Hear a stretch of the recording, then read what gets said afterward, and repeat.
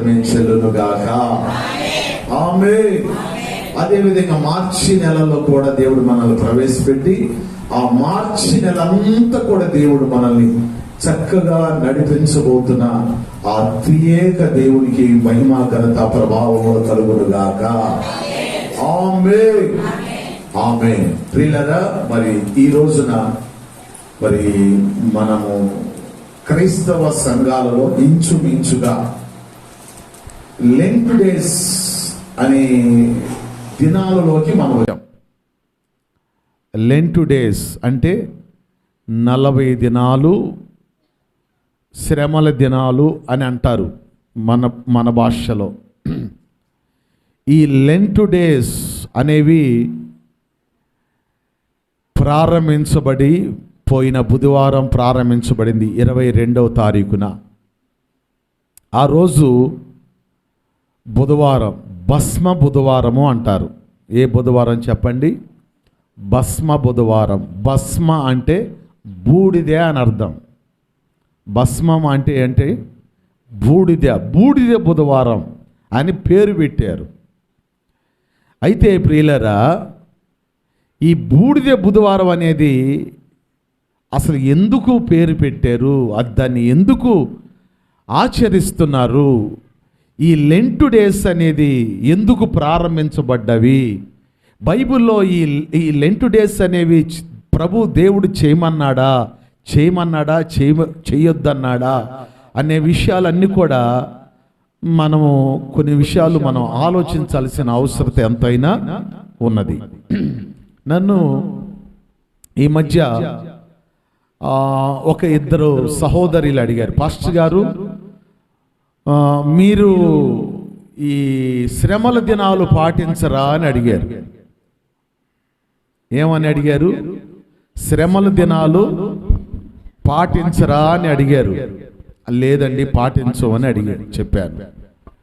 మరొక సహోదరి అన్నది, మీరు కూడా ఈ లెంట్ డేస్ని మీరు జరిగించవచ్చు కదా, పక్కనున్న వాళ్ళు జరిగిస్తున్నారు కదా అని చెప్పినని అన్నారు.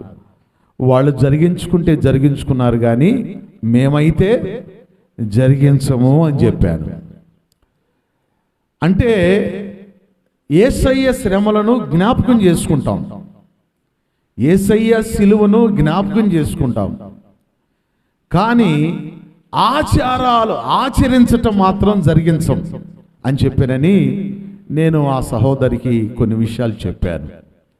సరే, ఒక విషయం ఏంటంటే ఈ భస్మ బుధవారం అనేది దానికి ఆ పేరు ఎందుకు వచ్చిందంటే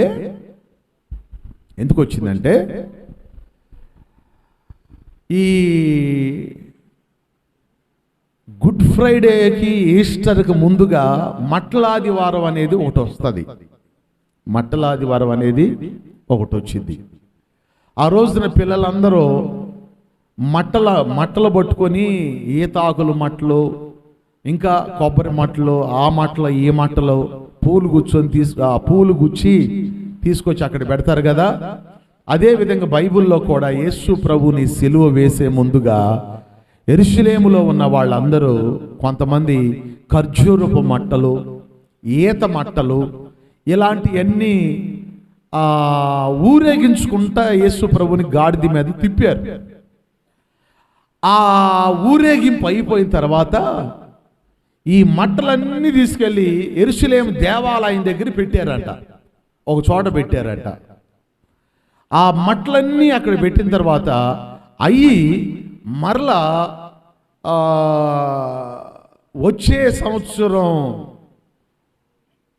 సంవత్సరం ఈ 40 దినాలు లెంట్ డేస్ అనేది ప్రారంభిస్తారు కదా.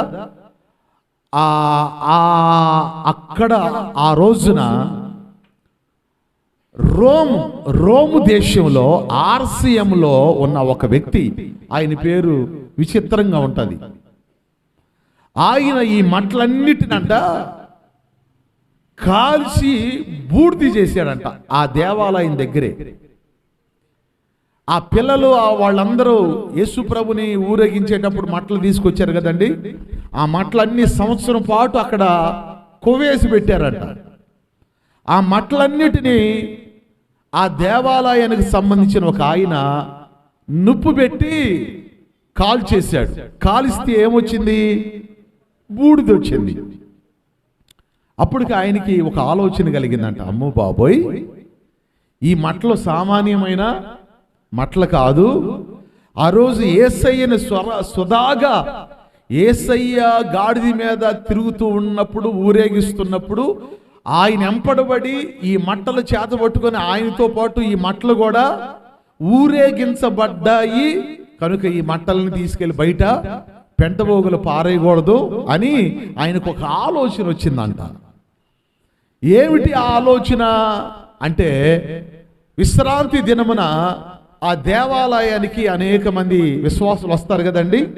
విశ్వాసులు వస్తే వచ్చిన వాళ్ళందరికి ఆ బూడిదంతా ఒక గిన్నెలో బేషన్లోకి ఎత్తి, ఆ బూడిదంతా ఎత్తి ఆ గిన్నెలో ఆ బూడిదని ఆ గేటు దగ్గర నిలబడి వచ్చిన వాళ్ళందరికీ ఈ బూడిదితో సిలువ గుర్తు వేసాడంట. ఈ బూడిదతో ఏమేశారు? సిలువ గుర్తు వేసాడంట. ఈ సిలువ గుర్తులు వేయటం దగ్గర నుంచి ఇది ఆశీర్వాదం మీకు, ఇది యేసయ్య ఊరేగించబడిన మట్టల బూడిద, ఈ బూడిదలో కూడా ఆశీర్వాదం ఉంటుందని చెప్పి వాళ్ళందరికీ సిలువ బొట్లు పెట్టాడంట. వాళ్ళందరూ దాన్ని అంగీకరించారు, యాక్సెప్ట్ చేశారు. ఆ రోమ్ పట్టణంలో ఉన్న ఆర్సీమ వాళ్ళందరూ కూడా దాన్ని అంగీకరించారు. అంగీకరించిన తర్వాత అప్పటి నుంచి దాన్ని కొంతమంది ఫోటోలు తీసుకుని ఫోటోలు షూట్ చేసి అప్పటి నుండి దాన్ని ప్రతి సంవత్సరం ఈ లెంట్ డేస్ అనేది ప్రారంభించబడినప్పుడు ఇక అక్కడి నుంచి ప్రారంభించబడి అంట. మంచిగా ఆ భస్మ బుధవారం అనేది అవన్నీ కూడా నేను మీకు ఏప్రిల్ నెలలో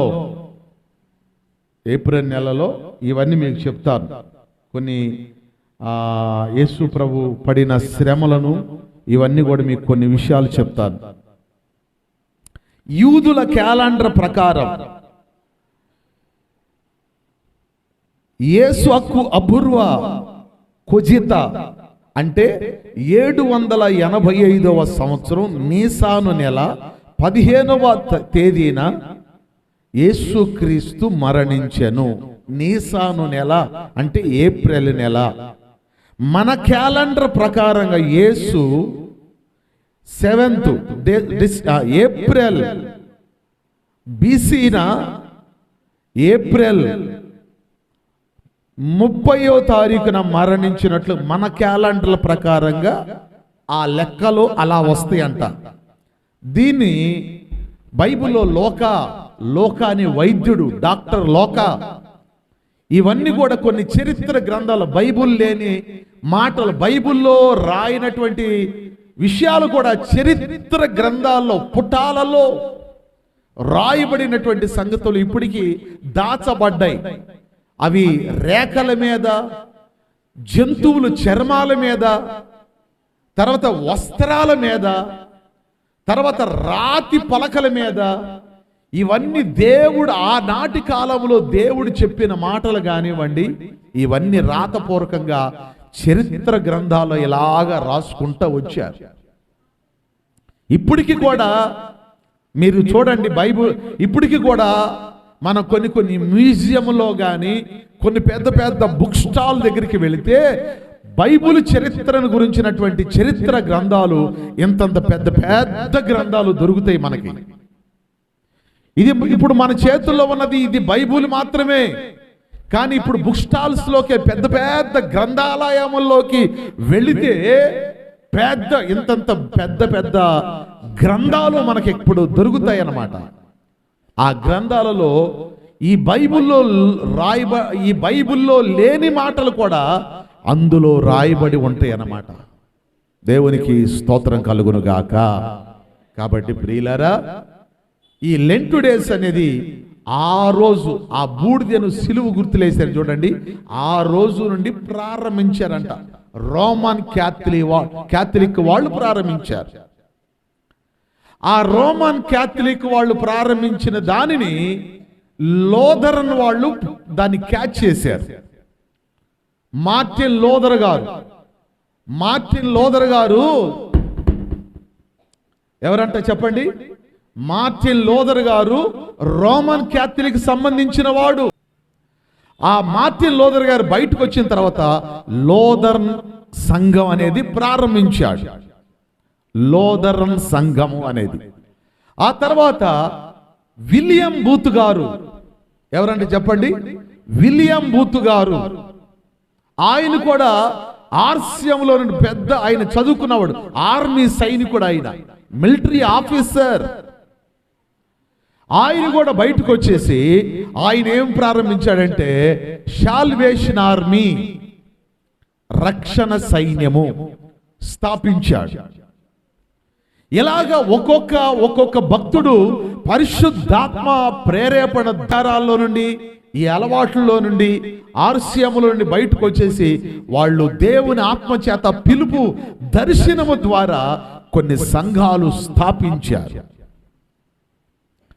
ఇక అప్పటి నుండి ఈ సిలువ శ్రమలు అనేవి లోదరన్, ఫస్ట్ ఆర్సియములోను, తర్వాత లోదరను, తర్వాత సాల్వేషన్ ఆర్మీ, తర్వాత బ్యాప్టిస్ట్ చర్చి, తర్వాత సిఎస్ఐ, తర్వాత ఫెలోషిప్.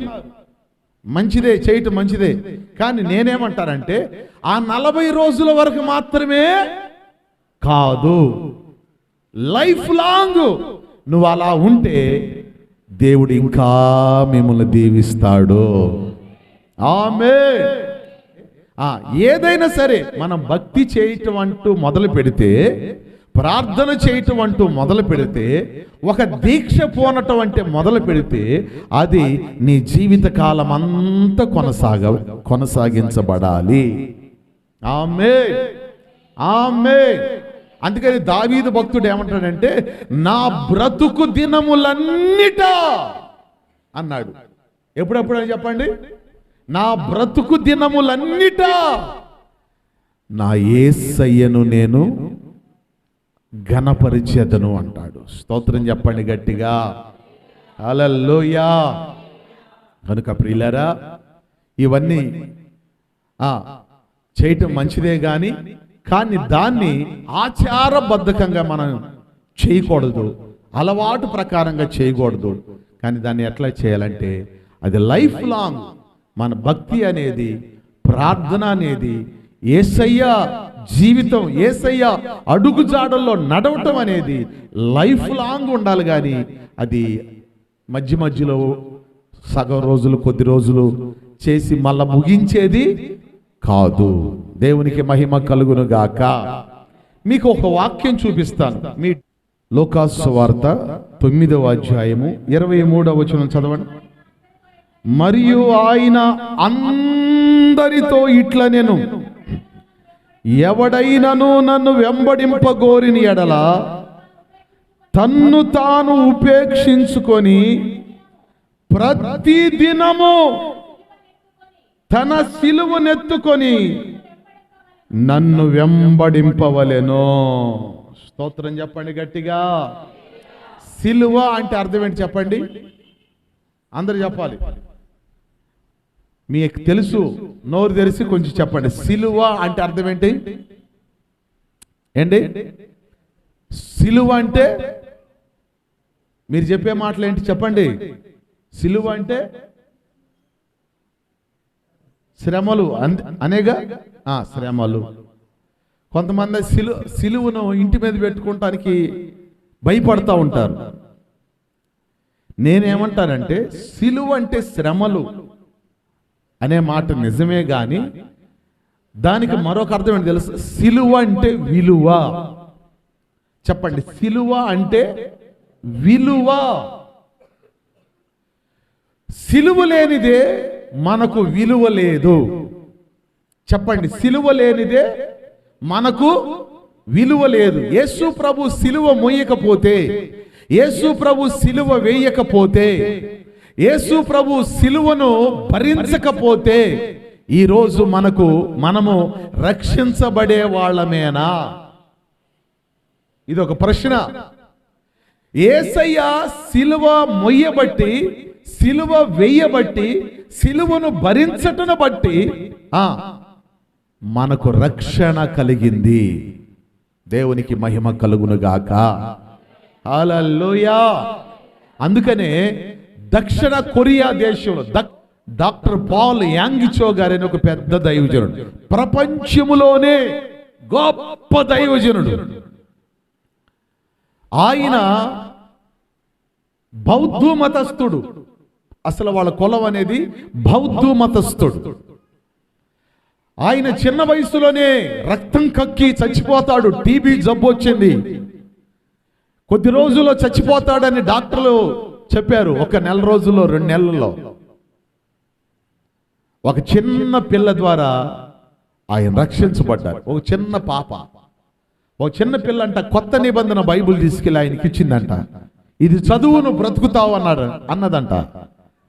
ఏంటిది అని చెప్పానని దాన్ని చదివితే యేసుక్రీస్తు వంశావళి గురించి అక్కడ రాయబడింది.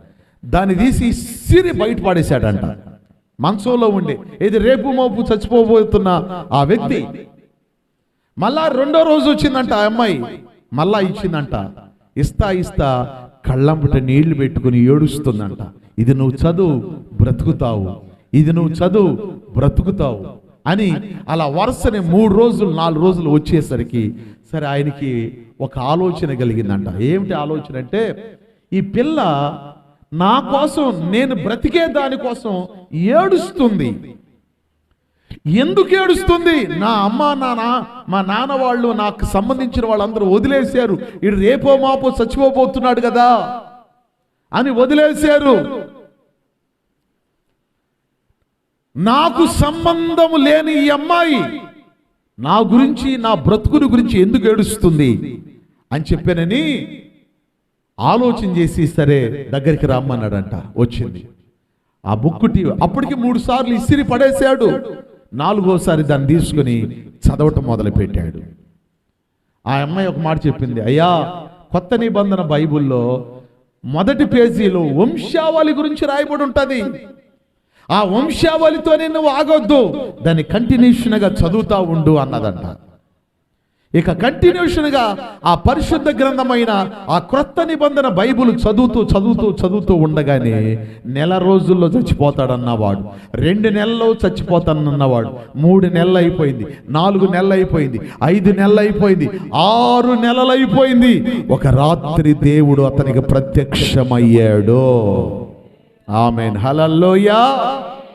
ఆ సిలువలో వేలాడుతున్న ఆ దర్శనాన్ని చూశాడంట ఆ పిల్లోడు. యాంగిచో అనే అతను ఆ దర్శనాన్ని ఎప్పుడైతే చూశాడో అప్పుడు ఆ సిలువలో వేలాడుతున్న యేసు ప్రభు ఆయనకు చూసి, నేను నిన్ను బ్రతికిస్తున్నాను, నువ్వు బ్రతికి నా సేవ చేయి, అనేకుల్ని రక్షించు, అనేకులకు నా సిలువను గురించి ప్రకటించు అని చెప్పాడంట. దేవునికి స్తోత్ర. అప్పటి నుండి ఆ దర్శనం పొందుకున్న దగ్గర నుంచి ఆయన అద్భుతమైన స్వస్థతను పొందుకున్నాడు, ఆరోగ్యాన్ని పొందుకున్నాడు. అక్కడి నుంచి దేవునికి మోకాళ్ళ మీద ఉండి ప్రార్థన చేయటం ప్రారంభించాడు. ఆ రోజు నుండి వాళ్ళు బౌద్ధ మతస్థులు గనుక యేసు ప్రభుకి ప్రార్థన చేస్తుంటే, ఆ వాక్యాన్ని చదివి యేసు ప్రభు మాటలు చెప్తుంటే సొంత వాళ్ళ నాన్నగారు వాళ్ళ అమ్మగారు ఇంట్లో నుంచి గెంటేశారు. ఇంట్లో నుంచి గెంటేశారు. వాళ్ళకి సంబంధించిన వాళ్ళందరూ గెంటేశారు. ఆయన వెళ్ళి ఎక్కడో ఒక మురికివాడలో చిన్న ఆ పేద ప్రజల మధ్యలో చిన్న మందిరం ఉంటే ఆ మందిరములోకి వెళ్ళి ఆ పాస్టర్ గారి దగ్గర పరిచర్య చేస్తూ అక్కడ ప్రార్థన చేసుకుంటూ ఉన్నాడంట. అలాగా దేవుడు ఆయన్ని బాగా తరబీదు చేసి ప్రార్థనలో ఎదిగాడు, భక్తిలో ఎదిగాడు, అన్ని బైబిల్ చదవటంలో ఎదిగాడు, పరిచర్య, అసలు దేవుడు అంటే ఎవరు ఏంటి అని చెప్పి పెద్దవాడైన తర్వాత దేవుడు ఆయనకు దర్శనమిచ్చి, ఇప్పుడు నా సేవ చేయి. ఆయన సేవ ప్రారంభించిన తర్వాత ప్రియులారా, దేవుని మీద విశ్వాసముతో దేవుని సేవ ప్రారంభించాడంట. మురికివాడలో ప్రారంభించిన తర్వాత ఆయన చర్చిలో అద్భుతాలు అప్పుడే కాదు, మెల్లి కొద్ది మందిగా వస్తున్నారంట. అయితే రోజు దేవుని దగ్గర ప్రార్థన చేస్తున్నాడు, ప్రభువా ఈ పరిచర్యలు కొద్ది మందే వస్తున్నారయ్యా, ఇంక చాలా మంది రావాలయ్యా అని ప్రార్థన చేస్తున్నాడంట. చేస్తా ఉంటే ఆమె ఆ చర్చికి వచ్చే ఒక సహోదరి, ఒక విశ్వాసి డైలీ రాత్రికాల సమయంలో బాత్రూంలోకి వెళ్ళి ప్రార్థన చేసేదంట. అయ్యా మా దైవజనుడిని వాడుకో, మా దైవజనుడి ద్వారా అద్భుతాలు జరగాలి, ప్రపంచం అంతా మా దైవజనుడి ద్వారా మారాలి అని చెప్పానని రోజు ప్రార్థన చేస్తుందంట. ఎందుకంటే ఇంట్లో ఉండి ప్రార్థన చేస్తే వాళ్ళ ఆయన పిల్లలందరూ డిస్టర్బెన్స్ అవుతారని, భయపడతారని ఏంటి బాత్రూంలోకి వెళ్ళి నైట్ వాళ్ళందరూ పడుకొనిచ్చి చేతులకు తాళ్ళు కట్టుకొని అలాగ ప్రార్థన చేస్తా ఉందంట. కన్నీళ్లు గారుస్తుందంట. మా దైవజనుని వాడుకో, అద్భుతాలు జరగాలి, ప్రజలు మారాలి, చాలా గొప్ప కార్యాలు జరగాలి మా సంఘంలో అని ఒక సహోదరి ప్రార్థన చేసిందంట. 6 నెలలు ప్రార్థన చేసిందంటండి. 6 నెలలు ప్రార్థన చేసిన తర్వాత 7వ నెలలో ఒక కుంటివాడు వచ్చాడంట మందిరానికి. చెప్పండి, ఎవరు వచ్చారంట? కుంటివాడు వచ్చాడంట మందిరానికి. ఆ కుంటివాడు మందిరానికి రాగానే ఆ కుంటివాడు అదిగా గుమ్మం దగ్గర కూర్చున్నాడంట. దాన్ని ఏమంటారు, కుంటోళ్ళు నడిపిస్తారా దాన్ని, రిక్షా, వీల్ చైర్. ఆ వీల్ చైర్లో వెనక అక్కడ బయట అలాగే కూర్చుని చూస్తున్నాడంట, ఈయన మాటలు వింటున్నాడంట. అప్పుడు పాల్ యాంగిచో గారిలో నుండి పరిశుద్ధాత్మ దేవుడు మాటలు, పాల్ యాంగిచో నువ్వు ఎక్కడి నుంచి ఆజ్ఞాపించావు, ఆ కుంటోడా లేచి నడువు అని చెప్పు, అతడు లేచి నడుస్తాడు అని చెప్పానని పరిశుద్ధాత్మ దేవుడు ప్రేరేపిస్తున్నాడంట. ఈయనకేం భయం వేస్తుంది, అలా ఆజ్ఞాపించటం ఈయనకి భయం వేస్తుంది. కుంటివాడా లేచి నడువు అనే మాట అనటానికి ఈయనకి ధైర్యం సరిపోవట్లేదంట. ఇంతలో పరిశుద్ధాత్మ దేవుడు ఇంకా బలవంతం చేస్తుంటే ఈయన ఆ బలవంతానికి తట్టుకోలేక ఈయన కుర్చీలో నుంచి అక్కడి నుంచి లేచి పైకి లేచి చెప్పాడంట, అదిగో వీల్ చైర్లో ఉన్న కుంటివాడా యేసుక్రీస్తు నామములో లేచి నడు అన్నాడంట. అలా 3 సార్లు అనేసరికి ఆ కుర్చీలో కూర్చున్నవాడు లేచి లోపలికి పరిగెత్తుకుంటూ వచ్చాడంట. స్తోత్రం చెప్పండి గట్టిగా, హల్లెలూయా. అప్పుడు అన్నాడంట, నువ్వు ఈ వీల్ చైరు లాక్కొని మీ ఊరు మొత్తం పరిగెత్తుకుంటూ వెళ్ళు అన్నాడంట పాస్టర్ గారు. ఇప్పుడు ఆ ఊర్లో ఉన్న వాళ్ళందరికీ తెలిసి ఇటు కుంటోడు అన్న సంగతి. ఇక ఆ పరిని ఆ చక్రాల దాన్ని కుర్చీని ఇలా పట్టుకొని ఊరంతా తిరిగి పరిగెత్తి నడుస్తూ ఉంటే ఊరు వాళ్ళందరూ ఆశ్చర్యపోయారు, రే ఎలా నడుస్తున్నావు అని చెప్పానంటే, అది ఫలానా చర్చి ఉందే, చిన్న మందిరం ఉందే, టాంబర్ రేకులతో వేసారే, ఆ రేకుల మందిరం ఉందే, ఆ మందిరంలో పాస్టర్ గారు ప్రార్థన చేశాడు, నేను లేచి నడవటం మొదలు పెట్టాను అన్నాడంట. దేవునికి స్తోత్ర. అప్పటి నుంచి ఆ ఊరోళ్ళందరికీ ప్రతి ఒక్కరు ఏ రోగాలోళ్ళైనా, ఏ జబ్బులోళ్ళైనా, ఏ దయ్యాలు పట్టినోళ్ళైనా ఆ మందిరానికి వచ్చి ప్రార్థన చేయించుకుని బాగు చేయించుకుని వెళ్ళిపోతున్నారంట. స్తోత్ర. నెక్స్ట్ ఆదివారం వచ్చేసరికి అసలు ఆ మందిరం సరిపోలేదేంటండి, విస్తారమైన ప్రజలు వచ్చారంట. ఒక 200-300 మంది ప్రజలు వచ్చారంట. మళ్ళా 2వ ఆదివారం వచ్చేసరికి 500-600 మంది. అలా వారం పెరిగిపోయారు.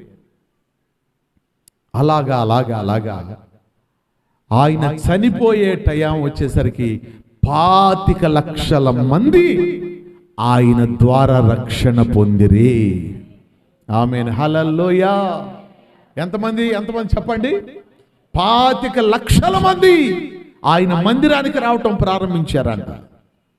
ప్రపంచంలోనే పెద్ద చర్చి ఏదైనా ఉంది అంటే డాక్టర్ పాల్ యాంగిచో గారి చర్చి అంట.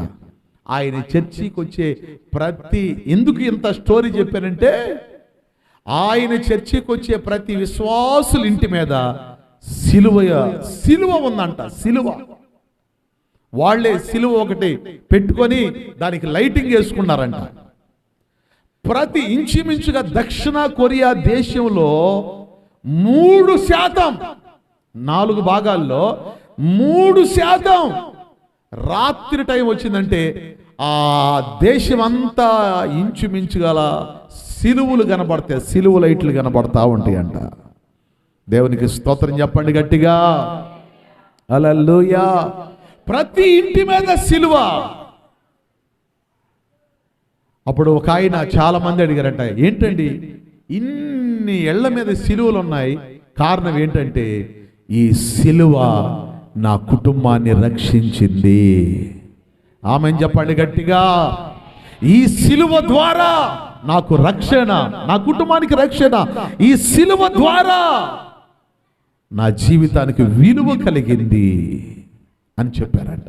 మా దైవ సేవకులు చెప్పారయ్యా, మా దైవ సేవకులు చెప్పారు కనుక మా ఇళ్ళ మీద సిలువలు వేసుకున్నాము. స్తోత్రం చెప్పండి గట్టిగా. చెప్పండి హల్లెలూయా, హల్లెలూయా, హల్లెలూయా.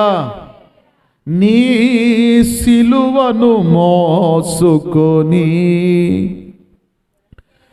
ఒంటరిగానే వెళ్ళిపోవుచున్నావా? ఎవ్వరు నీతో రాలేరా?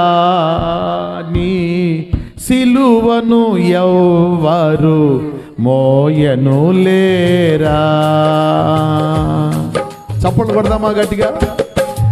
ఎవ్వరు నీతో రాలేరా? నీ సిలువను ఎవ్వరు మోయను లేరా? నా యేసయ్యా, నా యేసయ్యా, నీ సిలువను మోసుకొని ఒంటరిగానే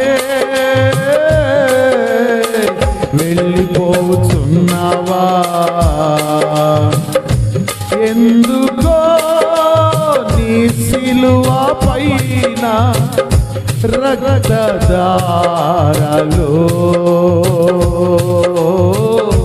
రక్తధారలో ఎందుకో నీ మోము పైన రేటమో ముళ్ళ కిరీటమో నా కొరకే, నా రక్షణకై, నీ కొరకే, నీ రక్షణకై నీ సిలువను మోసుకొని ఒంటరిగానే వెళ్ళిపోవుచున్నావా? ఎవ్వరు నీతో రాలేదా? నీ సిలువను ఎవ్వరు మోయను లేదా? నా యేసయ్యా, నా యేసయ్యా, నా యేసయ్యా, నా యేసయ్యా. ఆమేన్. హల్లెలూయా, హల్లెలూయా. నేను ఎప్పుడైనా చెప్తాను, ఈ దినాల్లోనే బైబిల్లో ఎన్ని రకాల సిలువల గురించి రాయబడ్డాయో నేను మరోసారి ఎప్పుడైనా మీతో పంచుకుంటాను. ఇక్కడ మన ఈ లోకాసు వార్తలు ఏం చదువుకున్నామంటే, ఏమని చదువుకున్నాం? ఎవడైనను నన్ను వెంబడింపగోరిని ఎడల తన్ను తాను ఉపేక్షించుకొని దేవునిని వెంబడించాలంటే, దేవుని దగ్గరికి రావాలంటే తన్ను తాను ఏం చేసుకోవాలి? ఉపేక్షించుకోవాలి. ఉపేక్షించుకోవటం అంటే ఉపేక్షించుకోవటం అంటే అర్థం ఏంటంటే అన్నిటిని వదులుకొని తగ్గించుకొని దేవుని దగ్గరికి రావాలి. ఆమేన్. హల్లెలూయా, హల్లెలూయా. ప్రతి దినమును నీ సిలువను మోయాలి. ఆయన మన కోసం సిలువ మోసాడు ఆ రోజున. ఇప్పుడు మనం ఆయన కోసం సిలువను మొయ్యాలి. సిలువను మొయ్యాలంటే ఆయన ఎన్ని కేజీలు సిలువ మోసాడండి? ఆయన మోసిన ఆ కర్ర, సిలువ కర్ర బరువ ఎంతో తెలుసండి? 150 కేజీల బరువు.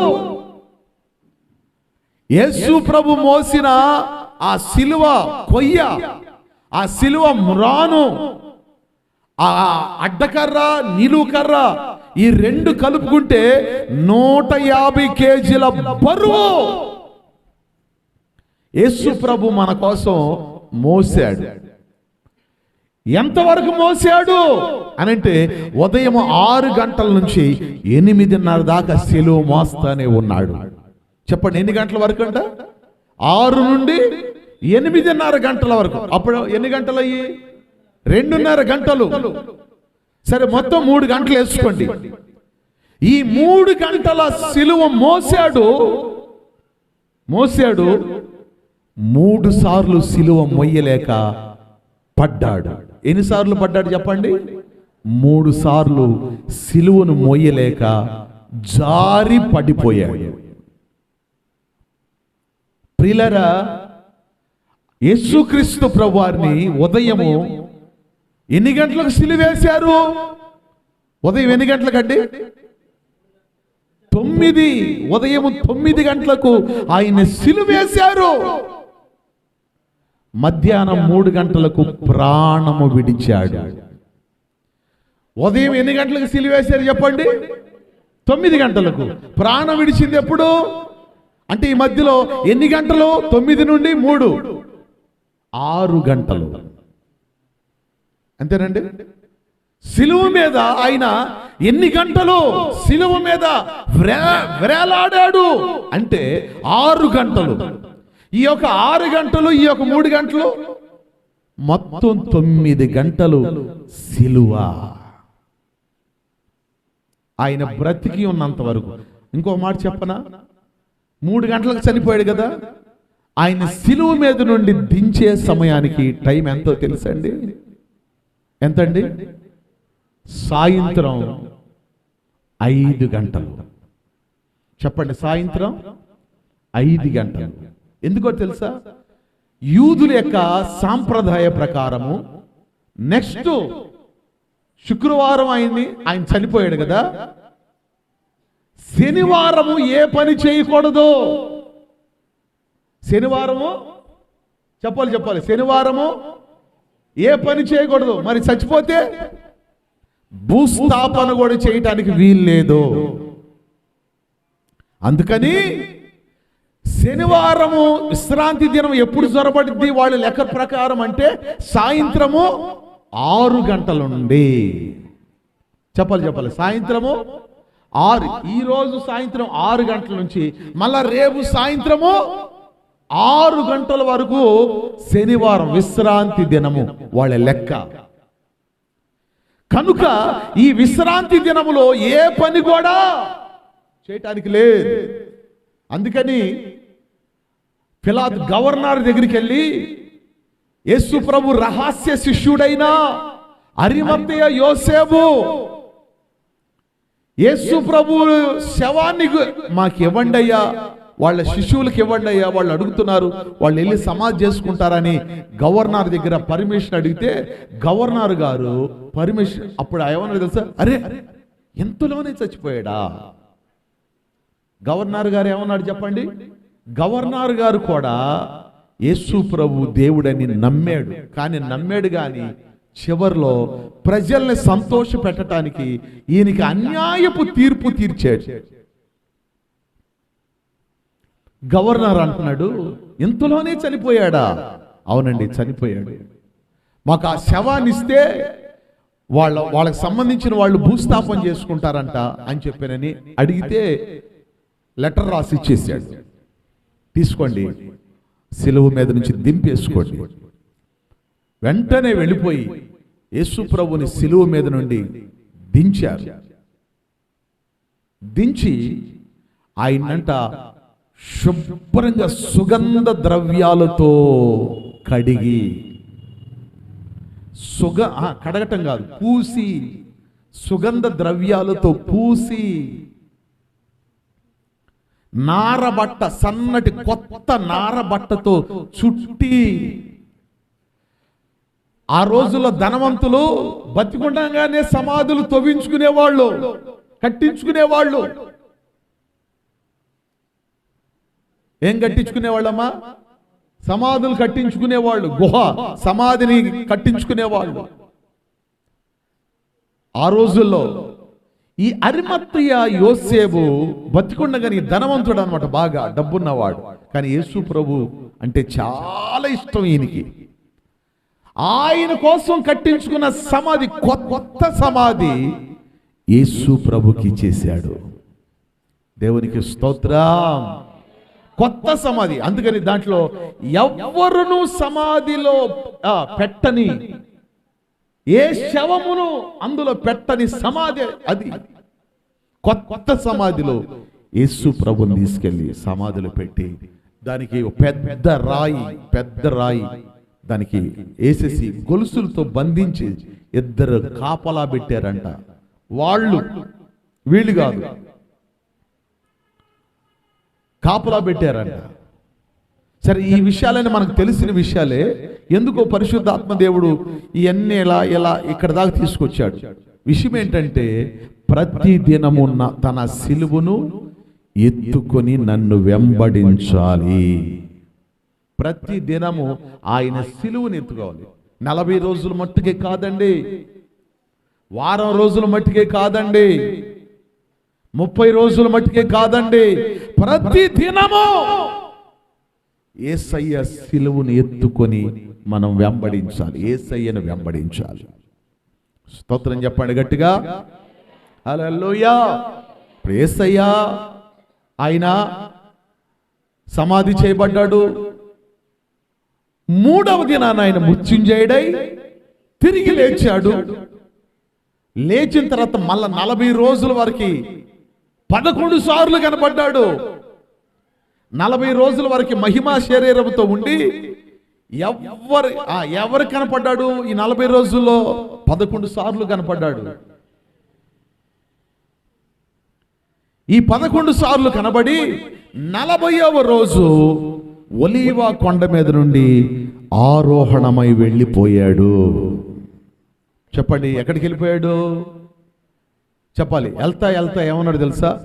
మరలా తిరిగి నేను మరలా మీ వద్దకు వస్తాను. స్తోత్రం చెప్పండి గట్టిగా. నేను ఇప్పుడు వెళ్తానా, నేను వెళ్ళి నేను రాక మునుపు మీ దగ్గరికి ఆదరణకర్తను పంపిస్తాను అన్నాడు. ఏ కర్త అంటే చెప్పండి?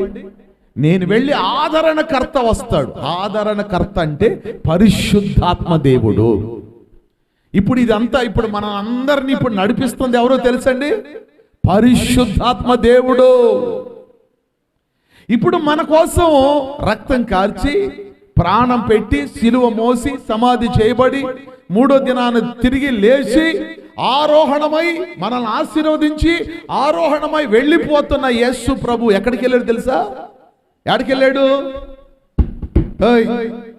ఎక్కడికి వెళ్ళాడు చెప్పాలి మీరు అందరూ. ఎక్కడికి వెళ్ళాడు?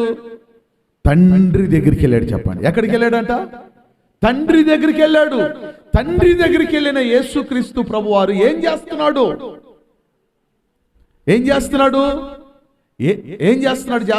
ఒక రెఫరెన్స్ చూపిస్తాను, చదవండి ఒకసారి. రోమాపత్రిక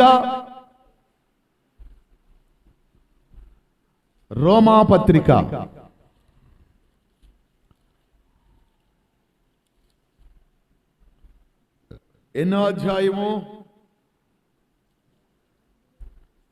రోమీయులకు రాసిన పత్రిక 8వ అధ్యాయము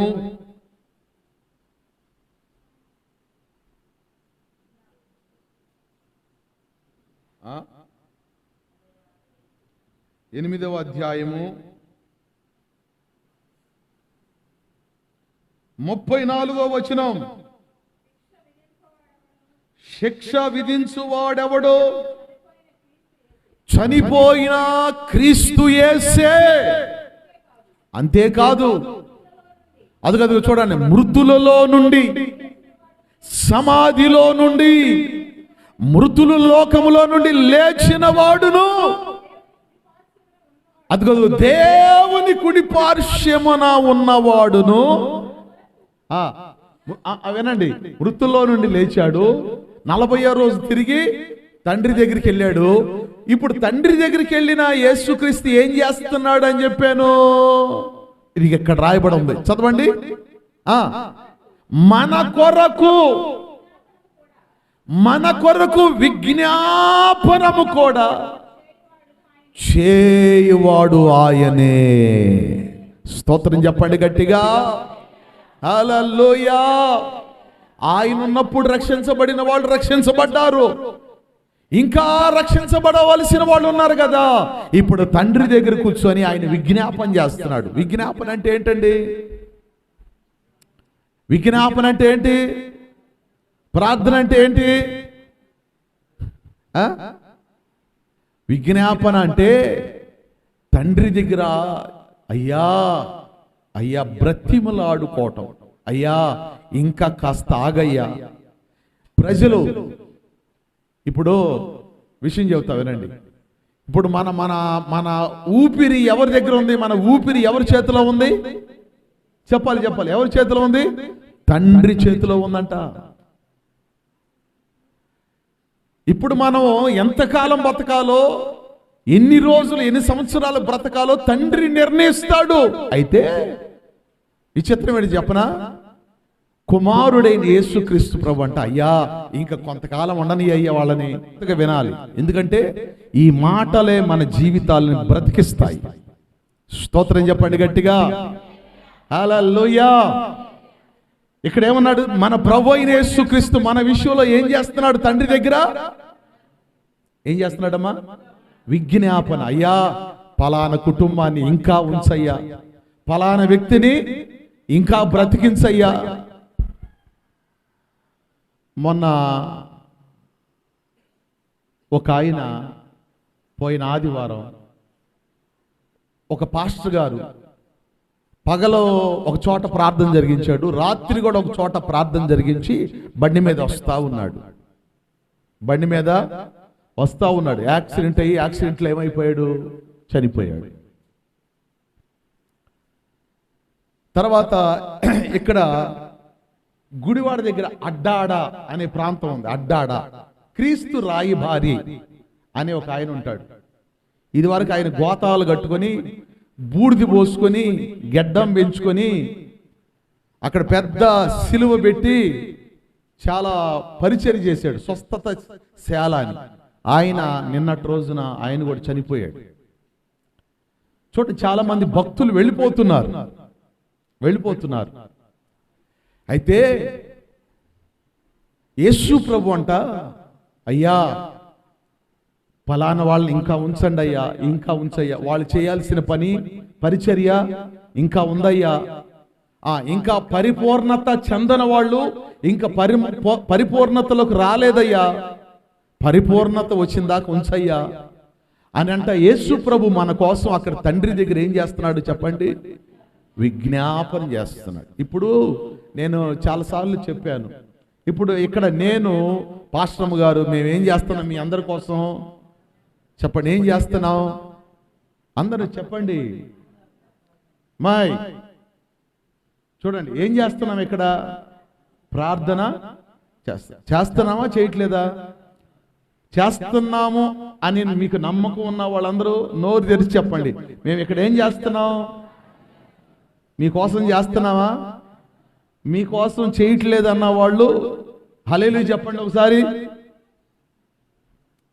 వినండి, ఇప్పుడు మేము మీకోసం ఎలా? అయ్యా మా ప్రజలని, మా సంఘస్థుల్ని కాపాడండి అయ్యా, బ్రతికించండి అయ్యా, ఆరోగ్యంగా ఉంచండి అయ్యా, వాళ్ళ సమస్యలు తీర్చండి అయ్యా అని మేము ఎలా ఇక్కడ మీకోసం ప్రార్థన చేస్తున్నామో, అలాగా మన ప్రభు అయిన యేసుక్రీస్తు వారంట అందరి కొరకు తండ్రి దగ్గర మన కోసం విజ్ఞాపన చేస్తున్నాడంట. స్తోత్రం చెప్పండి గట్టిగా. హల్లెలూయా. ఆ కుటుంబాన్ని ఉంచయ్యా, ఆ వ్యక్తిని ఉంచయ్యా, ఆ సంఘాన్ని ఇంకా కాపాడయ్యా, ఆశీర్వదించయ్యా అని ప్రతి ఒక్కరి కొరకు దేవుడు యేసయ్య విజ్ఞాపన చేస్తున్నాడు. పరిశుద్ధాత్మ దేవుడు మన మధ్యలో ఆయన మనల్ని నడిపిస్తున్నాడు. దేవునికి మహిమ కలుగును గాక.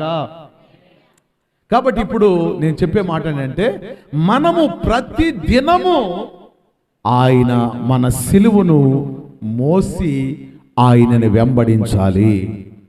మనం ఏం చేయాలి చెప్పండి? యేసయ్యను వెంబడించే వారిగా ఉండాలి, వెంబడించాలి. ఈరోజు నా పాయింట్ని మీరు అర్థం చేసుకోండి.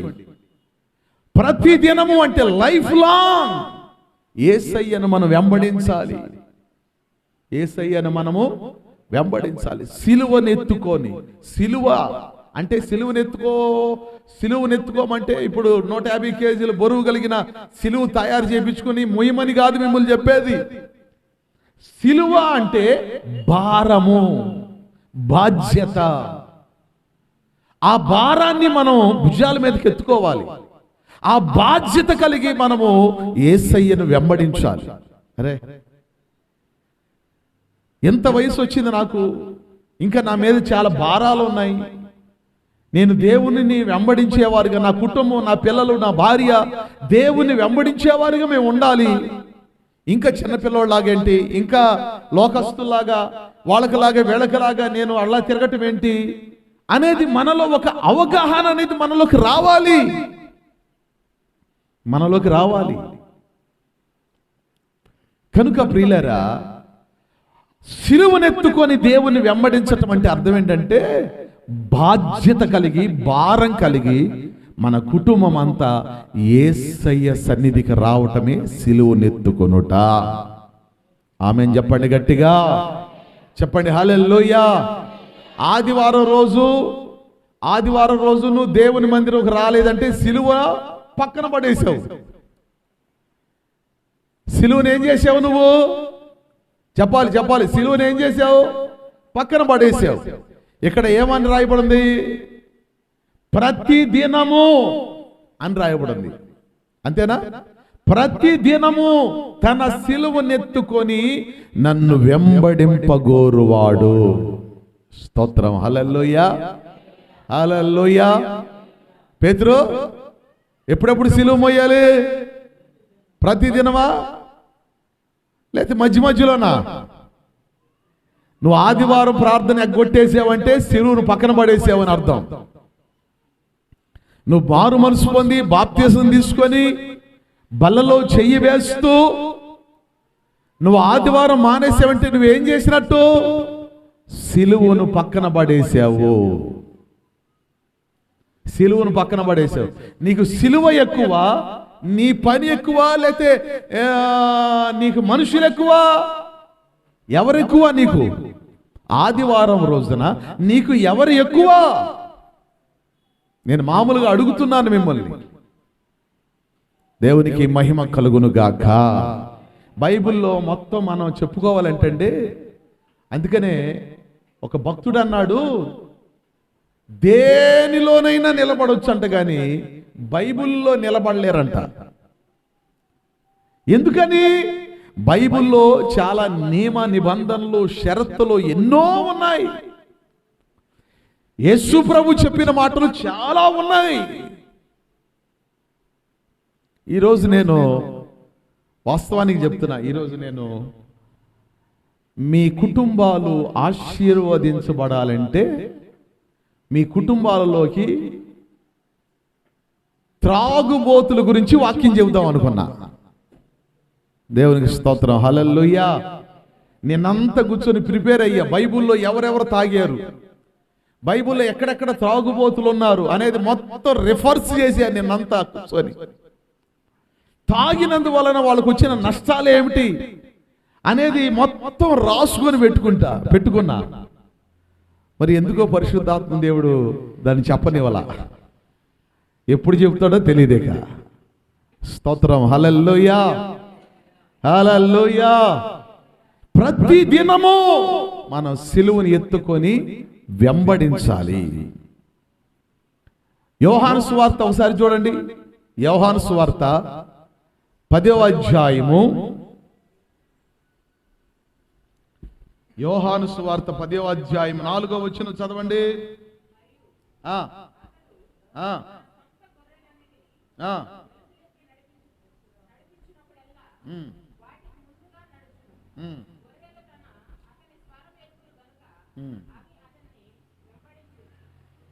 దేవునికి మహిమ కలుగును గాక. ఆమేన్ చెప్పండి. నేను 4 అని చెప్పాను కదా. 27వ వచనం 28వ వచనం చదవండి ఒకసారి. 27, 27, 28 చూడండి. అక్కడ ఏమని రాయబడిందో, నా గొర్రెలు నా స్వరము వింటాయి. దేవునికి స్తోత్రం. నా గొర్రెలైతే నా స్వరాన్ని వింటాయి, నేను వాటిని ఎరుగుదును, అవి నన్ను వెంబడించును, అప్పుడు నేను వాటికి నిత్య జీవమును ఇచ్చుచున్నాను. స్తోత్రం చెప్పండి గట్టిగా, చెప్పండి హల్లెలూయా. ఏమిటండి ఇక్కడ మనం లోకాసువార్తలు ఏం చదివామంటే, ప్రతి దినము సిలువను ఎత్తుకొని వెంబడించాలి అని చెప్పుకున్నాం. కానీ ఇక్కడ ఏమో రాయబడిందంటే, ఈ యోహాను సువార్త 10వ అధ్యాయము ఎన్నో వచనం, అది 28వ వచనం ఏం రాయబడిందంటే, నా గొర్రెలు నా స్వరము వింటాయి. గొర్రెలు అంటే మీరే, గొర్రెలు అంటే మనం, గొర్రెలు అంటే విశ్వాసులు. మీరందరూ ఎవరి స్వరం వినాలి చెప్పాలి. మీరందరూ ఎవరి స్వరము వినాలి? ఏమమ్మా, ఎవరి స్వరం వినాలి? మీ కాపరి స్వరం. గొర్రెలు తన కాపరి స్వరాన్ని వింటాయి. ఇప్పుడు నేను అప్పుడప్పుడు అబ్జర్వ్ చేస్తూ ఉంటా, చాలా మంది గొర్రెల కాపర్లో అన్ని గొర్రెలు కలుస్తూ ఉంటాయి కదా. కలుస్తాయా కలవా? కలుస్తూ ఉంటాయి. అన్ని గొర్రెలు ఒకలాగే ఉంటాయి కదా. మరి ఈ కాపరికి సంబంధించిన గొర్రెలు ఈ కాపరికి ఎలా వస్తాయి? ఇంటికి వెళ్ళిపోయేటప్పుడు ఈయన స్వరం, ఈ గొర్రెలకు ఈ కాపరి స్వరము తెలుసు. దేవునికి స్తోత్రం, హల్లెలూయా. ఈ కాపరి ఒక్క నోరు తెరిచి ఒక్క 2-3 మాటలు పలకగానే ఈ కాపరికి సంబంధించిన గొర్రెలన్నీ పక్కకు వచ్చేస్తాయి. దేవునికి స్తోత్రం, హల్లెలూయా. ఇప్పుడు ఇక్కడ ఏమంటాడంటే, నా గొర్రెలు నా స్వరము వినును, వాటిని నేను ఎరుగుదును. ఇప్పుడు నేనున్న ఈ సంఘానికి వచ్చే వాళ్ళందరూ నాకు తెలీదా? తెలుసా తెలీదా? తెలుసు. ఇంకోటి, ఆదివారం ఎవరు వచ్చారా ఎవరు రాలేదా అనేది కూడా నాకు తెలిసిందా తెలీదా? తెలుసు. ఎందుకంటే నా గొర్రెలు కాబట్టి. నా గొర్రెలు ఎవరెవరు, ఏ గొర్రె వచ్చిందా ఏ గొర్రె రాలేదా, ఎక్కడ తప్పిపోయి ఉన్నాయా, ఎక్కడ ఆగిపోయి ఉన్నాయా, ఎక్కడ మీటింగ్ పెట్టుకున్నాయా, ఏ ప్రయాణాల మీద ఉన్నాయా అనే సంగతి నాకు తెలిసిద్దా తెలీదా? తెలుసు. పేర్లు కూడా తెలుసు. స్తోత్రం, హల్లెలూయా. అయితే యేసు ప్రభు అంటాడు, మనం అందరం కలిసి యేసయ్య స్వరాన్ని వినాలి. మన కాపరెవరు? మన ప్రధాన కాపరెవరు? మన ప్రభు. మన ప్రభు. మనం అందరం స్వరాన్ని వినటమే కాకుండా ఆయనను వెంబడించాలి. స్తోత్రం చెప్పండి గట్టిగా. ఎవరిని వెంబడించాలి చెప్పండి? మనం అందరం యేసయ్యను వెంబడించాలి. వెంబడించుట అంటే అర్థం ఏంటంటే ఫాలోవుట. ఒక మీకు ఇంకొక తర్వాత చెప్తాను. ఫాలోవుట అయితే మనం యేసయ్యను వెంబడించాలి. నువ్వు వెంబడించాలంటే, యేసయ్యను వెంబడించాలంటే, యేసయ్య స్వరాన్ని నువ్వు వినాలంటే నీలో ఉన్న ప్రతి ఆటంకాలు, ప్రతి దోషాలు, ప్రతి పాపాలు అన్నీ అక్కడ వదిలేసి రావాలి. స్తోత్రం చెప్పండి గట్టిగా, హల్లెలూయా. ఇప్పుడు సపోజ్ చెబుతున్నా అంటే తాగుబోతోళ్ళు ఉన్నారనుకోండి. తాగుబోతోళ్ళు దేవుణ్ణి వెంబడించగలుగుతారా? చెప్పాలి, వెంబడించగలుగుతారా? అయ్యా రెండయ్యా దేవుణ్ణి వెంబడించండి, సిలువ ఎత్తుకోండి అయ్యా అంటే ఎత్తుకుంటారా? ఎత్తుకోలేరు. వెంబడించండి అయ్యా అంటే వెంబడిస్తారా? వెంబడించలేరు. మీరే ఉన్నారనుకో, మీ భర్తలను అడుగుతారు, అయ్యా ఆదివారం మందిరానికి వెళ్దాం రాయ్యా, తాగుడు ఆపేసేయ్యా, రాయ్యా అని చెప్పి అడిగారు అనుకో, అవసరమైతే నువ్వు మానే, నేను రాను అంటారు. ఒక్కొక్కళ్ళు అయితే మోషే లాంటి వాడైతే అనిత మాట చక్కగా వింటాడు. స్తోత్రం చెప్పండి గట్టిగా, రాయ్యా వెళ్దామంటే సరే వెళ్దాం. అర్థం చేసుకునే భర్తలో దేవునికి మహిమ కలుగును గాక. హల్లెలూయా. కాబట్టి వెంబడించుట, వాళ్ళు నీ మాట వింటే నిన్ను ఫాలో అవుతారు. మీ భర్తలు కనుక మీ మాట వింటే మిమ్మల్ని ఏమవుతారు చెప్పండి? ఫాలో అవుతారు. సుధారాణి ఒక మాట చెప్పింది అనుకో, అయ్యా నువ్వు ఆ పని చేయబాక, నువ్వు ఇట్రా అన్నది అనుకో, ఫాలో అవ్వాలా లేదా? ఫాలో అయితే మాట విన్నట్టు, వెంబడించినట్టు. స్తోత్రం చెప్పండి గట్టిగా, హల్లెలూయా. నువ్వు అటు వెళ్ళొద్దయ్యా, ఆ పని చేయొద్దయ్యా అంటే ఆ చేతి ఏమైందంట? అంత తెలుసులే, దేవుడికి తెలుసులే, నాకు తెలుసులే నేను ఎలా ఉండాలో అని అన్నారు అనుకో, మాట విననట్టు, ఫాలో అవనట్టు. దేవునికి మహిమ కలుగును గాక. హల్లెలూయా. కనుక యేసుప్రభు అంటాడు, నా గొర్రెలు నా స్వరము వినును, అవి నన్ను వెంబడిస్తాయి. వెంబడిస్తే మనకేం దొరుకుతుందో తెలుసా? ఆ కింద మాట చదవండి. అదిగో నేను వాటికి నిత్య జీవమునిచ్చుదును. ఆమేన్, హల్లెలూయా. వెంబడించే వాళ్ళకి, స్వరం విన్న వాళ్ళకి, ఆ సిలువను ఎత్తుకొని వెంబడించే వాళ్ళకి, యేసయ్య స్వరాన్ని వినే వాళ్ళకి, యేసయ్యను వెంబడించి ఆదివారం చక్కగా ప్రార్థనకు వచ్చే వాళ్ళకి ఏం దొరుకుతుందో తెలుసా? నిత్య జీవము. నిత్య జీవమా, నిత్య నరకమా? ఇప్పుడు మీకు ఒక మాట చెబుతావేనండి. రెండున్నాయి, నిత్యమైనవి రెండున్నాయి. ఒకటి నిత్య జీవం ఉన్నది, ఒకటి నిత్య నరకం ఉన్నది. ఈ రెండిట్లో మనకి ఏది కావాలి?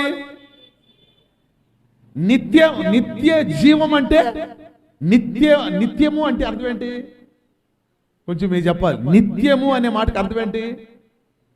యుగ యుగాలు నిత్యము ఉండేది, అది ఎప్పుడు పోయేది? నిత్యము ఉండేది. అందుకనే దైవజనులు యేసన్న గారు ఒక పాట, నిత్యము కదలని సీయోను కొండపై, నిత్యము కదలని. ఏ కొండ అంట? ఏ కొండ ఇది? నిత్యము కదలని సియోను కొండ.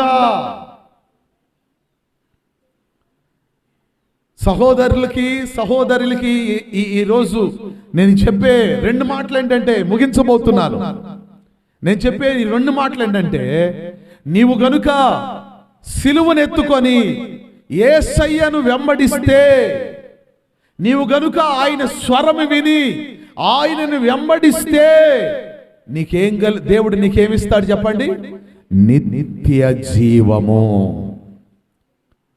నిత్య జీవము. జీవం అంటే ఏంటి చెప్పాలి? జీవం అంటే ఏంటండి? ఏమండి? జీవము అంటే ఊపిరి. జీవం అంటే ఏంటి? ఊపిరి. మనము ఈ లోకంలో చనిపోతాం కదా, ఏదో ఒక రోజు చనిపోతాం. కానీ ఆ నిత్య రాజ్యములోకి వెళితే నీవు నిత్యము జీవిస్తావు. ఆమేన్, హల్లెలూయా. మీరు పొరపాటున ఈ మాట అనకండి. ఏ మాట? రేపు చచ్చిపోయిన తర్వాత ఎవడు ఆడకపోతాడు మనకేం తెలుసు? గాల్లో కలిసాడు కుక్క అయిపోతాడో, నక్క అయిపోతాడో, పంది అయిపోతాడో, ఇంకేమైపోతాడో. ఈ మాటలు అస్సలు మన నోట రాకూడదు.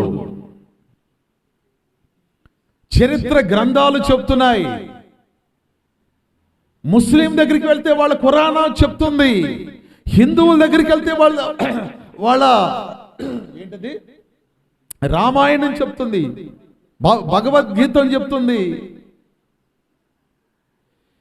గ్రంథాలు ప్రపంచంలో ఎన్నో మత గ్రంథాలు ఉన్నాయి. ఎన్ని గ్రంథాల్లో ఏమని చెప్తుందో తెలుసా?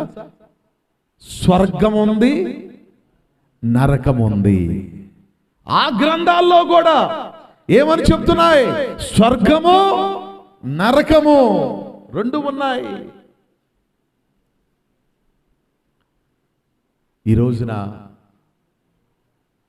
ఎంతటి వాళ్ళైనా సరే చివరికి కొంతమంది బ్రాహ్మణ్స్ కూడా ఈ రోజున యేసుక్రీస్తు నిజమైన దేవుడని ఒప్పుకుంటున్నారు. స్తోత్రం, హల్లెలూయా, హల్లెలూయా. అడ్డగోలుగా మాట్లాడేవాడు అడ్డగోలుగా మాట్లాడుతున్నా కానీ దేవుడు ఏదో ఒక వ్యక్తిని ఏదో ఒక సందర్భంలో ఒప్పింప చేస్తున్నాడు. ఆమేన్, హల్లెలూయా. కనుక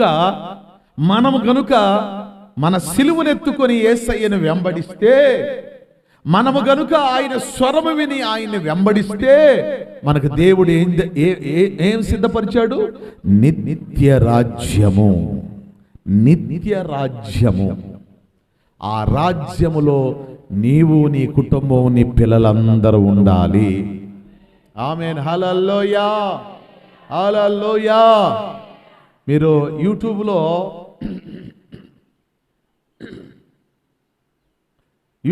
మీరు కొన్ని వీడియోలు వెతికితే దాన్ని ఏమంటారంటే హెవెన్లీ,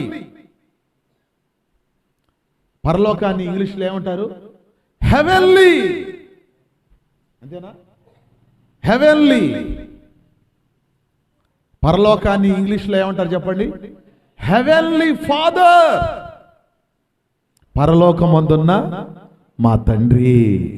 స్తోత్రం చెప్పండి గట్టిగా, చెప్పండి హల్లెలూయా. పరలోకమందున్న మా తండ్రి. నరకాన్ని ఏమంటారు తెలుసా? ఇంగ్లీష్లో ఏమంటారు? హెల్. హెల్. హెల్. హెల్ అంతే. నరకము, అగ్నిగుండము, అగాధము, ఎవరు దాటలేని అగ్నిగుండం హెల్ అంటే. కనుక ప్రియులారా, ఆ నిత్య జీవం, ఆ హెవెన్లీ, ఆ రాజ్యమును దేవుడు మనకి అనుగ్రహించబోతున్నాడు. ఆ రాజ్యాన్ని నీవు స్వతంత్రించుకోవాలంటే, ఆ రాజ్యంలో నీ కుటుంబం అంతా ఉండాలంటే నువ్వు నీ సిలువనెత్తుకొని యేసయ్యను వెంబడించు. ఆయన స్వరము విని యేసయ్యను వెంబడించు. ఆయన స్వరాన్ని పక్కనకు తోసేబాక. నేను రాత్రి ఒక మాట, చివరిగా ఒక మాట చెప్పి నేను ముగిస్తాను. ఏమిటా మాట అంటే, అపోస్తుల కార్యముల గ్రంథము 17వ అధ్యాయము ఎన్నో వచనం? అది 32. చివరి మాట చదివి నేను ముగిస్తాను. అపోస్తుల కార్యములు 17వ అధ్యాయము 32వ వచనం. మృతుల పునర్ధానమును గురించి దైవజనుడైన పౌలు గారు బోధిస్తూ ఉండగా అక్కడున్న ప్రజలు వింటున్నారు మీకులాగా.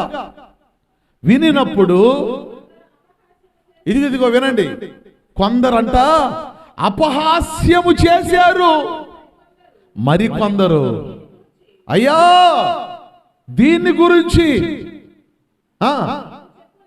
నీవు చెప్పిన మాటలు ఇంకొక్కసారి చెప్పయ్యా అన్నారట. స్తోత్రం చెప్పండి, గట్టిగా చెప్పండి హల్లెలూయా. ఆ రోజు పౌలు గారు యేసుక్రీస్తు పునరుద్ధానాన్ని గురించి బోధిస్తున్నాడు. పునరుద్ధానం అంటే ఏంటండి అయ్యా? పునరుద్ధానం అంటే అర్థం ఏంటి? పునరుద్ధానం, తిరిగి సమాధి నుండి తిరిగి ఆయన లేచాడు కదా, దాన్ని పునరుద్ధానం అంటాడు. ఆ పునరుద్ధానాన్ని గురించి ప్రకటన చేస్తున్నాడు, వాక్యం చెబుతున్నాడు పౌలు గారు. యేసు ప్రభు ఎలా తిరిగి లేచాడు, ఎలా పునరుద్ధానుడయ్యాడు, ఆ పునరుద్ధానంలో ఉన్న ఆ శక్తి ఏమిటి, ఆ పునరుద్ధానంలో ఉన్న ఆశీర్వాదాలు ఏమిటి అని పౌలయ్య గారు ఆ రోజులో బోధిస్తుంటే, కొంతమంది అంట ఇక్కడ మనకులాగా మీరు వింటున్నారు కదా, కొంతమంది అంట అట్టాగే చెబుతాళ్ళారు ఆయనకి ఏం పని పాట అని అపహాస్యం చేశారంట. ఆయన మాటలు వినే వాళ్ళు అందరూ కొంతమంది ఏం చేశారు చెప్పాలి? ఏం చేశారమ్మా? అపహాస్యం చేశారు, అపహాస్యంగా మాట్లాడారు, ఎగతాళిగా మాట్లాడారు, అవమానంగా మాట్లాడుతున్నారు. పౌలయ్య గారు వాక్యం చెప్తుంటే మరి కొందరంట అయ్యా ఇంకొక్కసారి చెప్పయ్యా, మాటలు వినాలనిపిస్తుందయ్యా, ఇంకొక్కసారి చెప్పవా? స్తోత్రం, హల్లెలూయా హల్లెలూయా. మనము ఏ గుంపులో ఉండాలి అంటే ఈ రెండిట్లో చెప్పండి, ఏ గుంపులో ఉండాలి? అపహాస్యము చేసే గుంపులో మనం ఉండకూడదు, కానీ ఇంకొక్కసారి వినాలనిపిస్తుందయ్యా అనే గుంపులో మన సంఘమంతా ఉండునుగాక. ఆమేన్. ఆ పునరుద్ధానపు మాటలు నువ్వు వింటే, ఆ పునరుద్ధానపు మాటలను వింటే రేపు మనం చనిపోతామా? దశలోనికి రాసిన పత్రిక 4:13 ఏముందంటే, మొదట సమాధులలో ఉన్నవారు లేచెదరు. ఆయన బోర శబ్దం విన్నప్పుడు, ఆయన రెండవ రాకడలో ఆయన బోర శబ్దం విన్నప్పుడు మొదట ఎవరు లేస్తారంట? నిద్రించిన వారు మొదట లేస్తారు.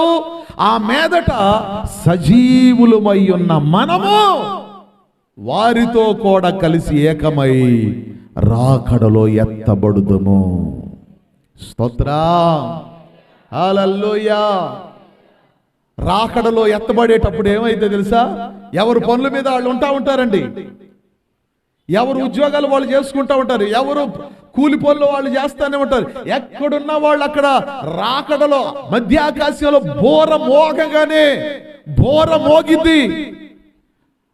బోర ఎలా మోగిందో తెలుసా? బోర మధ్యాకాశములో దేవదూతలు వచ్చి బోర ఊదిన వెంటనే పరిశుద్ధులు ఎత్తబడతారు. వాళ్ళు ఎత్తబడినప్పుడు వాళ్ళు వేసుకున్న డ్రెస్సులు అక్కడే కింద పడిపోతాయి. వాళ్ళ చేతుల్లో ఉన్న బ్యాగులు గీగులన్నీ అక్కడే పడిపోతాయి, ఫోన్లు అక్కడే పడిపోతాయి. ఇప్పుడు ఇద్దరు భార్య భర్తలు ఉన్నారనుకోండి, ఈ ఇద్దరు భార్య భర్తల్లో భార్య పరిశుద్ధురాలు అనుకోండి, భర్త సరిగ్గా పరిశుద్ధత లేనివాడు, సరిగ్గా ప్రార్థనకి వెళ్ళడు ఉండాడు అనుకోండి. రాకడలో వీళ్ళిద్దరు ఎవరు ఎత్తబడతారు? భార్య ఎత్తబడిద్ది, పక్కనే ఉన్న భార్య ఎత్తబడిద్ది. అలా చూసేసరికి పక్కన ఎవరుండరు? అరే ఎడుగు పోయింది కంప్లైంట్స్ ఇస్తారంట పోలీస్ స్టేషన్లకి. ఖాళీలు ఉండవు అప్పుడు. అయ్యా నా భార్య కనబడతలేదయ్యా, అయ్యా నా భర్త కనబడతలేదయ్యా, అయ్యా నా పిల్లలు కనబడతలేదయ్యా. ఏ పని మీద వెళ్ళిన వాళ్ళు ఆ రాకడొచ్చినప్పుడు ఎక్కడున్న వాళ్ళు అక్కడ ఎత్తబడతారు. నాకు నిన్న ఒక వీడియో మనోళ్ళు పంపించారు మన గ్రూపులో. ఆ వీడియో చూడండి. మన చర్చి పేరు మీద ఒక గ్రూప్ తయారు చేసాం మన ఊరోళ్ళ వరకు.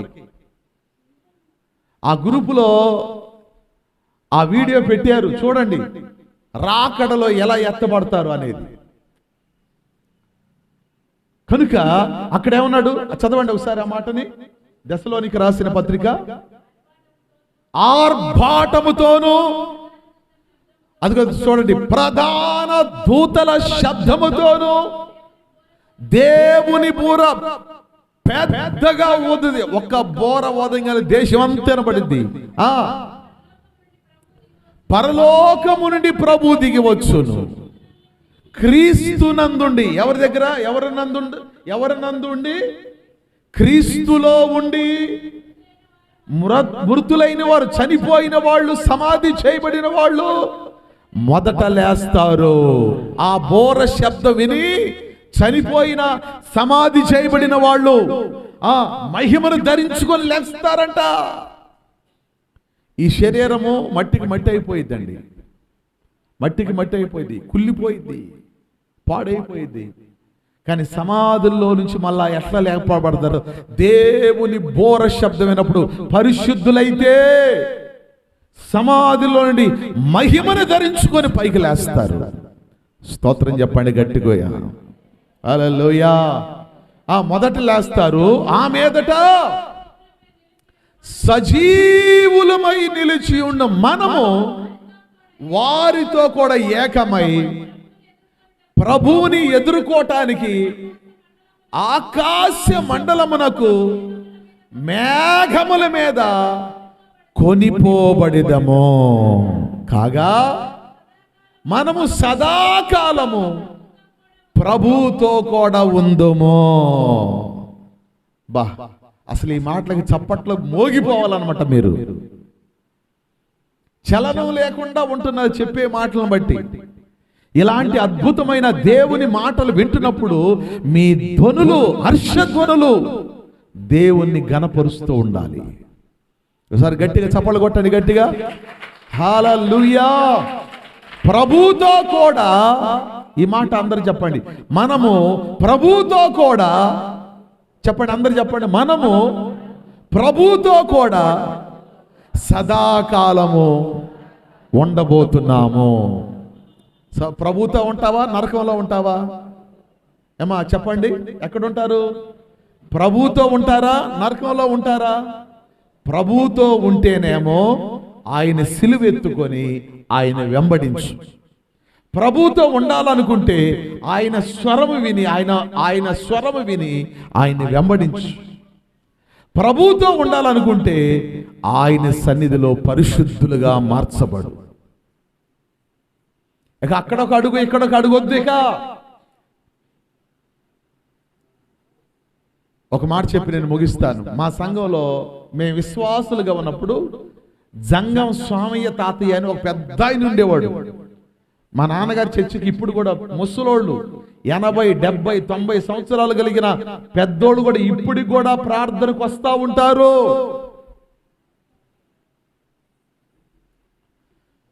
జంగం స్వామయ్య గారని ఒక ఆయన ఉన్నాడండి. మంచి ప్రార్థన పరుడు, బక్కగా ఉంటాడు. లెగిస్తే ఆ ఇంటికాడ తప్పుకుంటే తిరిగి మందిరంలో ఉంటాడు, మందిరంతో తప్పుకుంటే ఇంటికాడ ఉంటాడు, ఇంకెక్కడికి వెళ్ళేవాడు కాదు. అలాంటి ఆయన ఈ మధ్య కాలంలో ఒక ముసలమ్మ దగ్గరికి వెళ్ళి కూర్చోవటం అలవాటు చేసుకున్నాడు. ఎవరి దగ్గరికి వెళ్ళి కూర్చోవటం? ఒక ముసలమ్మ దగ్గరికి వెళ్ళి కూర్చోవటం అలవాటు చేసుకున్నాడు. ఇక మధ్యలో వస్తే మందిరం, లేకపోతే ఆ ముసలమ్మ ఇంటికాడ. ఆమె మామూలు మనిషి కాదు, ఆ ముసలమ్మ మహా చమత్కారి మనిషి. ఆ వయసులో కూడా బలి శత్రులు, సెకండాలు ఆమె దగ్గర చాలా ఎక్కువగా ఉంటాయి. మొత్తం మీద ఆ ముసలోడిని చేతురాడి ఆడి చేసి ఇది చేసి ఆయన్ని అలవాటు చేసేసింది అక్కడ. దేవుని స్తోత్రం, హల్లెలూయా. అయితే జరిగిన విషయం ఏంటంటే, అలాగా వెళ్తా వస్తా ఎక్కువ టైం ఇక అక్కడే గడుపుతున్నాడు. ఒకరోజంట మధ్యరాత్రిలో ప్రార్థన చేసుకుని మళ్ళీ ప్రార్థన చేస్తాడండి. ప్రార్థన చేసుకుని పడుకున్నాడంట. పడుకుంటే ఒక స్వరం వినపడుతుందంట. ఒక స్వరం ఏమనంటే, సోమయ్య గారు, సోమయ్య, అయ్యా అంగల్ డ్యాన్స్ చేస్తున్నావేంటి అన్నాడు. ఏమంటాడ, అంగల్ డ్యాన్స్ చేస్తున్నావే అని ఒక స్వరం వినపడిందంట. తుళ్ళి పళ్ళేసాడండి. తెల్లవారుజామున అక్కడ వాళ్ళ ఇంట్లో పూరి గుడిసె అయింది. అక్కడి నుంచి బయలుదేరి మా మందిరం వచ్చాడు. అప్పుడు నాన్నగారి మందిరం తాటేకుల మందిరం. నాన్నగారు ప్రార్థనలో కూర్చున్నాడు. వెళ్ళి మా నాన్నగారు పక్కన కూర్చొని ప్రార్థన చేయటం ప్రారంభించాడు. మా నాన్న ఎన్ని గంటల సేపు ప్రార్థన చేశాడు. అన్ని గంటల సేపు ప్రార్థన చేసి తెల్లారిపోయిన తర్వాత ప్రార్థనలో లేచిన తర్వాత అప్పుడు చెప్పాడంట, అయ్యా అయ్యా పాస్టర్ గారు, ఇట్లా స్వరం వినపడింది అయ్యా, అంగలంగాలు డ్యాన్స్ చేస్తున్నావు ఏంటని ఒక ఆయన మాట్లాడుతున్నాడయ్యా అనేసరికి మా నాన్నకి నవ్వు వచ్చింది. అప్పుడు చెప్పండి, అయ్యా నువ్వు అక్కడికి పోవాకయ్యా అన్నాడంట. స్తోత్రం చెప్పండి గట్టిగా. అక్కడికి పోవాక, ఆ స్థలంలోకి వెళ్ళబాక, దేవునికి ఇష్టం లేని స్థలాల్లోకి, దేవునికి ఇష్టం లేని మనుషుల దగ్గరికి వెళ్ళబాక అని చెప్పాడు. అది మొదలుకొని చనిపోయేంత వరకు మళ్ళా ఆ సాలికి వెళ్ళిన మనిషి కాదు. స్తోత్రం చెప్పండి గట్టిగా. ఆయన చనిపోయినప్పుడు మేమే అందరం, సంఘస్థులు అందరం కలిసి ఆయన సమాధి చేశాం. ప్రియులారా, పరిశుద్ధుడండి ఆయన, మంచి ప్రార్థన పరుడు. కనుక ఈ రోజున నీవు నిత్య జీవంలో యేసయ్యతో సదాకాలం నువ్వు ఉండాలనుకుంటే, నీ కుటుంబం ఉండాలంటే నువ్వు సిలువనెత్తుకొని యేసుని వెంబడించు. ఆయన స్వరాన్ని విని యేసయ్యను వెంబడించు. ఆయనతో సహవాసం చేయి. పరిశుద్ధులుగా మార్చబడు. యుగ యుగాలు దేవుడు ఆయనతో నివసించే ధన్యత భాగ్యం దేవుడు మనకిచ్చునుగాక. ఆమేన్, ఆమేన్. కడబూర స్వరము ధ్వనించగా, ప్రియుని స్వరము, కడబూర స్వరము, ప్రియుని స్వరము, వడి వడిగా ప్రభు చెంతకు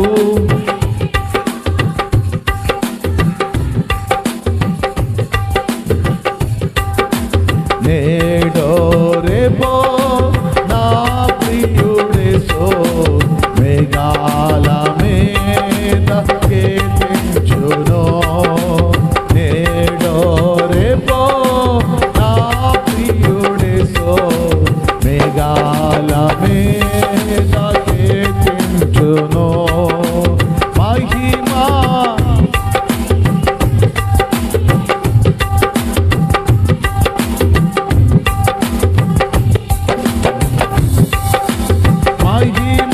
మహిమానితుడై ప్రభు యేసు